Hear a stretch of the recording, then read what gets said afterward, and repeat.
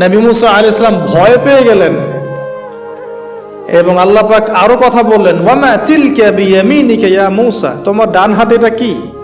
মুসা আলাইহিস সালাম বলছেন, ক্বালা হিয়া আসায়া আতাওয়াক্কাউ আলাইহা ওয়া আহুশু বিহা আলা গনামি ওয়া লিয়া ফিহা মাআরিব উখরা, এটা তো আমার লাঠি, এটা দিয়ে আমি ডালপালা পারি, আমার ওই যে গবাদি পশু চড়াই। আল্লাহ পাক বলছেন যে এটা ছুঁড়ে মারো, আলকিহা ইয়া মুসা, এটা ছুঁড়ে মারো। ফালকাহা, তিনি ছুঁড়ে মারলেন, ফাইদা হিয়া হাইয়াতুন তাসা, এবং এটা ছোটাছুটি শুরু করলো, বড় একটা সাপ হয়ে গেল। সুবহানাল্লাহ। এগুলো কোনো গাল গল্প নয়, এগুলো আল্লাহ রাব্বুল আলামিনের মুজিজা, মুজিজাতুল কুবরা, এটা বড় মুজিজা। তিনি পিছনের দিকে দৌড়ানো শুরু করলেন সাপ দেখে, খাইফা ইয়াতারাক্কাব, মানে ভয়ে দৌড়ানো শুরু করলেন।